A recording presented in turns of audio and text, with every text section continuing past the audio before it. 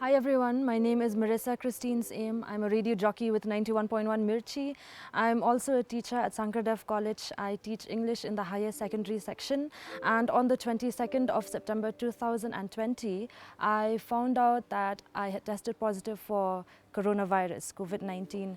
My dad and I had tested positive for the virus. And then 3 days later, once again, we also found out that my mum and my brother-in-law, they also tested positive for the virus. Considering my mum is over 60, so we were worried about her health, but then at the same time, we didn't really need to be isolated in different rooms anymore. You know, we could actually move around the house together. At the same time, we still maintained social distancing, of course.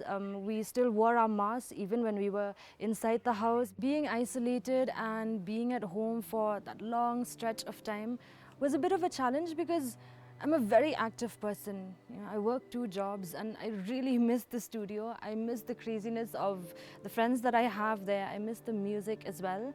But then, considering that we were all isolated together, there was a lot of support, you know, mental, physical support also. And we tried to keep ourselves busy as we were at home. I mean, I did a few workouts every now and then. I watched a few TV shows. I don't know how many shows I binged on. And on top of that also, you know, my dad and I, even my mum and my brother-in-law also for that matter, we kept on staying active. We ate well, a lot of fruits, we drank lots and lots of water, and we took walks most of the time. So in the beginning, when we first found out that we had tested positive for COVID-19, we were a little worried and we were a little confused also, but then there were a lot of people who did help us out, starting from the Rangbak Dong or the local headman. He was there to guide us and tell us what to do. And on top of that also, our health worker, she would call us every day, starting from that very day itself. As a community, you know, here especially in Shillong or where we live, you know, we're very tightly bound and we had a lot of help. There were a lot of friends and family who came in and dropped in food, gave us a call and said, hey, nila bu usok mo hang te hagit, and we just go and pick up the fruits. And you know, some of them would call us and say, hey, nila wanra tu jingbam kasiha dan shagit, and we just go and pick up the fruits, the food. It was really nice, you know, and it kind of, I don't know how to say this, but maybe restored my faith in humanity, maybe a little bit.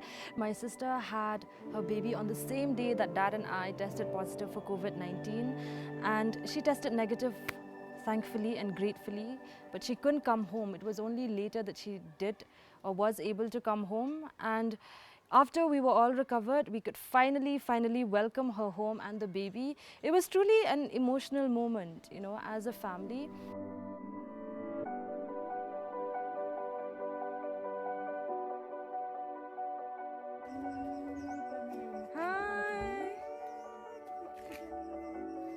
In the end, I'm very thankful and grateful for my in-laws. They really helped me out a lot.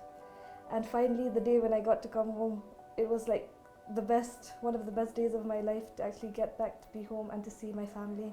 So the day I got back home, it was really such a huge relief for me to be able to see them after so long, after their isolation period.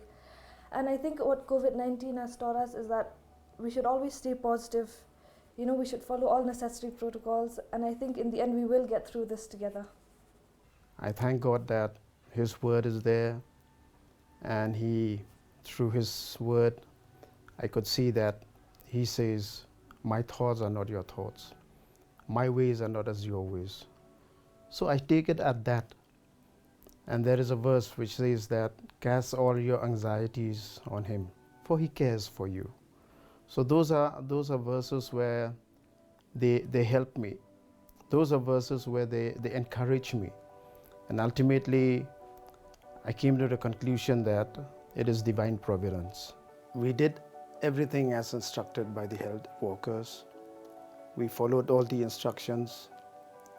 And we also thank all our supporters, the congregation, and our friends, both far and near. And I feel that we should work as a team, all of us, right from the rural areas to the urban, right from the health workers. Everybody should work as a team, because as the saying goes, teamwork makes the dream work.